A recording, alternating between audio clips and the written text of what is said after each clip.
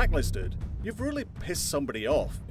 In very broad strokes terms, that's what briefly happened in the eyes of Ubisoft's Splinter Cell fanbase with the release of Splinter Cell Conviction, wherein the lauded Spies vs. Mercs multiplayer mode went suddenly and conspicuously MIA.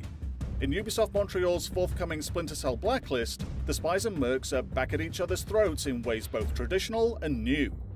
Blacklist offers a retooled post-conviction version of the Spies vs. Mercs gameplay, while also including a classic mode.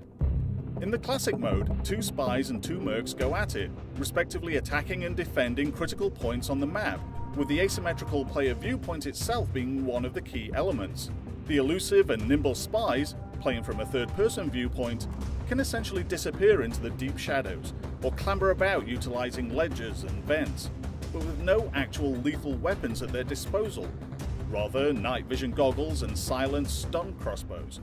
The heavily armed but lumbering mercs, meanwhile, are on first-person paranoia patrol, more than equipped to splatter a foe all over the nearest wall if they can spot him first, obliged to constantly sweep the dark, dubious corners of the rooms with their flashlights and listen for any telltale sounds that may herald the onset of attack from behind, above, or below.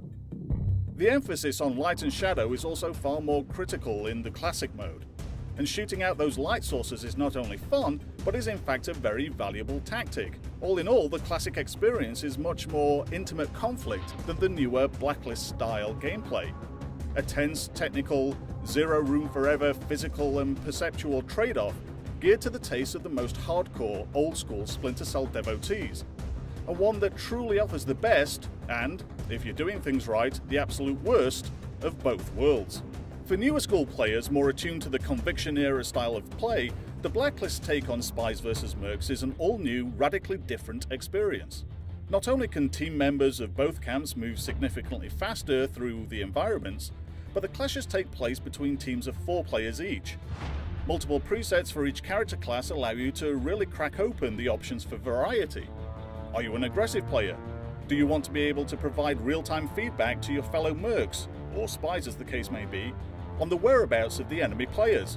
The new customization scheme throws a number of extremely interesting wrenches into the Splinter Cell experience.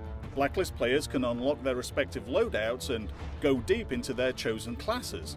The game features approximately 540 possible variations per class, including torso armor mods with active abilities, 12 passive abilities, 3 vision modes, and the obligatory high-tech spy tech, including radar functions that track enemy merc movements on the heads-up display, or even full-on cloaking devices. Plus they get to actually pack lethal weapons too, which is huge in itself.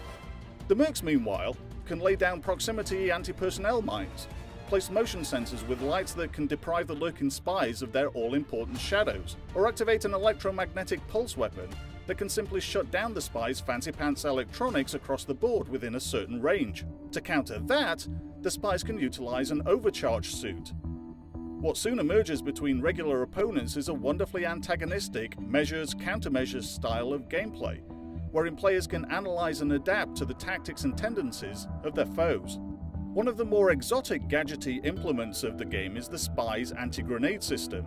Set in place on a tripod, it actually functions as a ballistic miniature anti-projectile shield, acting to take out any grenades that cautious mercs might be hucking into areas suspected of harboring lurking spies.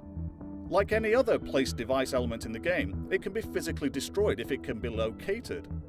Another one of the neater tools in the game is the remote pilotable flying mini-drones, which can be used to scan the area ahead. They also have the ability to stealthily take out enemy guards. But take your shots wisely, because the drone's onboard ammo is in extremely short supply.